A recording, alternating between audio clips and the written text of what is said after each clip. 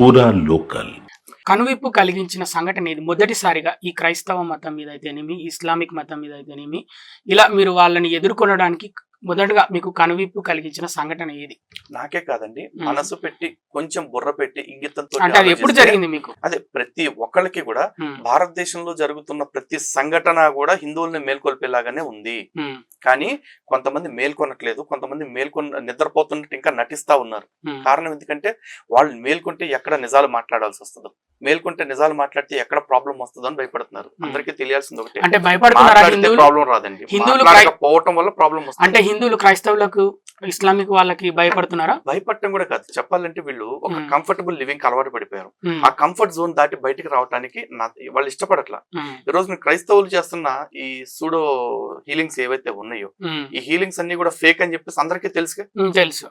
కానీ ఎవడు బయటకు వచ్చి న్యూస్ పేపర్ లో రాస్తున్నారు, కేసులు కూడా బుక్ అవుతున్నాయి, అదే వీడియోస్ కూడా వైరల్ అవుతున్నాయి. ఇన్ని చేస్తాను కానీ క్రైస్తవులు అంతా చీటింగ్ హీలింగ్స్ అంతా మోసం అని చెప్పేసి ఎవరు ఎందుకు మాట్లాడలేదు? దీని మీద డిస్కషన్ పెట్టాలంటే ఇన్ని మీడియా ఛానల్స్ ఉన్నాయి, అన్ని వదిలేసి బాలకృష్ణ గారు ఎందుకు పెడుతున్నారు? అందరికీ ఏంటంటే మాట్లాడటం వల్ల ఏదో ప్రాబ్లం వస్తుంది కాదు, ఎందుకు మాట్లాడాలి, అంతా మనకు మంచిగానే ఉంది కదా, వేరే కంఫర్టబుల్ జోన్ కదా, why should we get exit out of it అని చెప్పేసి చూస్తున్నారు. అంతే, వేరే ఏం లేదు. ఆ తర్వాత లవ్ జిహాదుల గురించి, ఇస్లాం గురించి చూడండి. ఇస్లాం విగ్రహారాధనకు వ్యతిరేకం. ముస్లింలు అందరూ వచ్చేసి హిందువులు రాళ్లను పూజ చేస్తారు, సైతాన్లను పూజ చేస్తారు అని చెప్పేసి మాట్లాడతారు. అరే నీ తొరకోళ్ళే అక్కడ దర్గాలు పెట్టుకుని సవాళ్ళను పూజ చేస్తున్నారు, దాని గురించి ఈ రోజున మాట్లాడసావు? ఈ తొరకోళ్ళ దర్గాలకు పోయిన తర్వాత తాళ్ళని, తద్దినాలని, బూడిదని, బొచ్చనిస్తున్నారు. మరి దాని గురించి మాట్లాడి వరే మీరు తప్పురా బాబు, పక్కన మేము విగ్రహారాధన వ్యతిరేకిస్తుంటే మీరు శవారాధన ఎందుకు చెప్తున్నారని చెప్పి నెలది.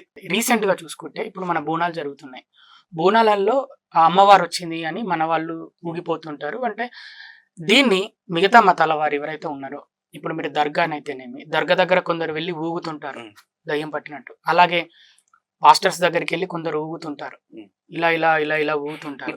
వాళ్ళు ఏంటంటే కంపేర్ చేస్తున్నారు, ఈ విధంగా వాళ్ళు ఏ విధంగా అలా ఊగుతున్నారు సేమ్ అలాగనే మా ముందుకు వచ్చి ఇలా ఊగుతున్నారు, వాళ్ళని మేము నయం చేస్తున్నామని. ఇక్కడ పాయింట్ మీకు అర్థమైంది అనుకోండి. ఎందుకలా మరి ఏంటి, దీన్ని మీరు ఏ విధంగా చెప్పదలుచుకున్నారు?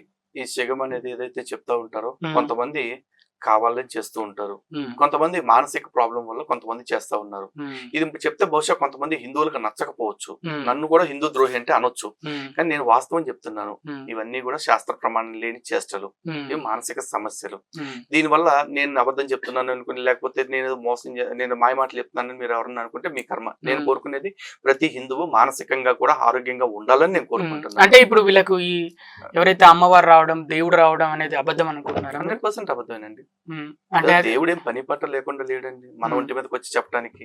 మన ఒంటి మీదకి వచ్చి చెప్తున్నాడు అని మనం ఎవరైతే అనుకుంటున్నామో, మనం అందరం అంత దేవుడిని ధరించి అంత పవిత్రంగా ఉన్నామా? ఒకవేళ నిజంగా దేవుడే చెప్పాలి అనుకుంటే దేవుడు రావటానికి మన దేహం అక్కర్లేదండి, దేవుడు ఏదో ఒక రూపైనా చెప్పేయగలడు. మొన్న ఇంత పెద్ద ప్రకృతి విపత్తులు అన్ని వస్తా ఉన్నాయి కదా, అవన్నీ దేవుడు ఇస్తున్న సందేశాలు కదా. మనుషులు ప్రకృతిని ఏ విధంగా వాడుకోవాలో ఆ విధంగా వాడుకోకపోతే ఆ ప్రకృతి కన్నెర చేస్తుంది. ప్రకృతిని ఆజ్ఞాపించగలిగేవాడు ఆ పురుషుడే. అదే చెప్పగలిగిన ఆయన ఈ జాతకాలు చెప్పడానికి, లేకపోతే ఈ మాటలు చెప్పడం కోసం ఎవరు ఒంటి మీదకో వస్తారు అంటే అది వాళ్ళ విశ్వాసం అని వదిలేయటమే తప్ప, వాస్తవంగా నిజం మాట్లాడమంటే మాత్రం చెప్తున్నది మానసిక సమస్య. ఇక రెండోది,